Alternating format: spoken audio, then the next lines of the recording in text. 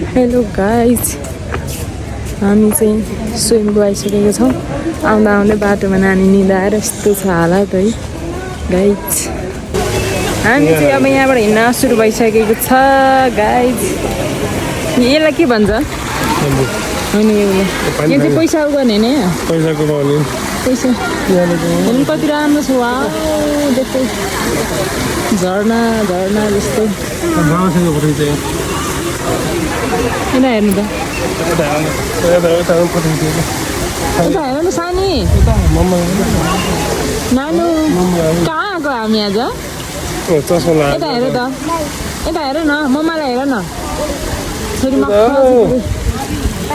Photo खिच्ने क्या यता यता खिच ल ल कहाँ आएको हामी चाहिँ अब लागिसक्यौँ माथि। यो खुड्कीलाई चाहिँ हिँड्नलाई अलिक दुःख छ क्या, अरू त ठिकै रमाइलो छ। खुड्कीलाई हिँड्न चाहिँ अलिक दुःख छ। बोल्नु न भाषा भाषा किन त्यतै भए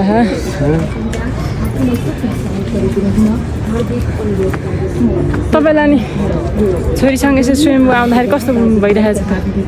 रमाइलो फिल भएको छ, धेरै पछि स्वयम्भू आएको। हाई गाइज, हाई गर्नु नि सान्ते। Hi guys. यहाँ चाहिँ हाम्रो छोरीको राम्रो फोटो खिचिदिने भनेर फोटो खिचिदेऊ न भन्नुभएको थियो कि उसले चाहिँ फोटो खिच्नै मान्दैन। हेर्नु न यहाँबाट चाहिँ हाम्रो काठमाडौँको भ्यू यति राम्रो देखिन्छ। हेर्नु न साथीहरू, माई गड हेर्दै वाउ छ कि है, दामी छ। यहाँबाट चाहिँ हामीले स्वयम्भूको स्तूपहरू पनि देखिरहेको छौँ। एकदमै राम्रो छ। तपाईँहरूले पनि हेर्नुभएको छैन भने हेर्न सक्नुहुन्छ। यहाँबाट काठमाडौँमा शीतल त भन्ने, तर दिउँसो घाम लाग्दाखेरि त गर्मी नै हुनेछ। बुटवलबाट काठमाडौँ शीतल छ र काठमाडौँ आएको, काठमाडौँमा पनि गर्मी नै रहेछ। काठमाडौँ त बुटवलको लागि त यो गर्मीमा घाममा त चाडा घाम लागेको छ। घाम लागेर टाउको दुखेर हामी चाहिँ माथि पुगेर नि अब फर्किसकेको गाइज। अब नानी डुलेको गएर नानीले घुम्नै दिएन खासै राम्रोसँग, त्यही भएर अब हामी चाहिँ फर्किनु लागेको।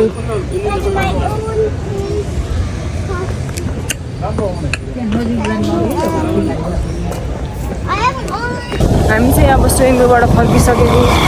भिडियो खिच्न नआएर मैले गाली खाइरहेको छु, कस्तो हुन्छ थाहा छैन। भिडियो चाहिँ भिडियो भएको त भएको छ। फोटो खिच्नु हामी चाहिँ स्वयम्भूको माथि डाँडामा पुगेर फर्किएको। कस्तो देख्यो गाइज मलाई, कति शीतल हो यहाँ त। अघि उहाँ स्वयम्भूमा कति धेरै गर्मी भइरहेको थियो, अनि यहाँनिर त एकदम शीतल भइरहेको छ।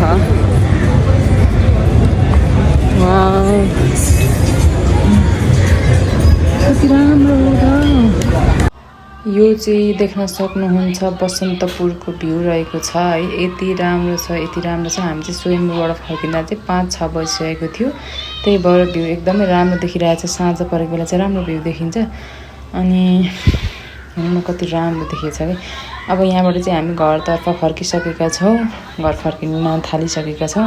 अनि यो चाहिँ यति राम्रो लाग्यो मलाई यो ठाउँ चाहिँ। अनि मैले त कहाँ रहेछ भनेर भिडियो खिचिहालेको कि। अनि मैले बुढालाई सोधेँ यो कुन ठाउँ हो र, मैले त अहिलेसम्म नोटिसै गरेको थिइनँ यो ठाउँ त भने कि। किनभने म योभन्दा पहिला सधैँ गाडीमा हिँड्थेँ, योचोटि चाहिँ बाइकमा हिँडेको भएर मैले यो ठाउँ राम्रोसँग नोटिस गर्न पाएँ कि यति राम्रो रहेछ। अनि मेरो बुढाले भन्नुभयो कि यो त हाम्रो सिंहदरबार हो नि बुढी भनेर। ओ माई गड, हाम्रो सिंहदरबार यति राम्रो छ। म त पहिलोचोटि देख्दैछु नि त। म त अचम्म भएँ। यो सिंहदरबार त राम्रो छँदैछ, दरबार जस्तो कुरा होइन। तर योभन्दा यसको वरिपरिको ठाउँ, वरिपरिको वातावरण यति सफा, यति स्वच्छ है, यति राम्रो रहेछ कि। काठमाडौँको सबै ठाउँभन्दा राम्रो चाहिँ मलाई यो सिंहदरबार एरिया एकदमै राम्रो लाग्यो कि अरू ठाउँभन्दा। यति राम्रो छ, यति राम्रो छ है। भिडियोमा त यस्तो आएको छ झन् रियलमा कस्तो होला साथीहरू हेर्नु। मलाई त लास्टै मन पर्यो है।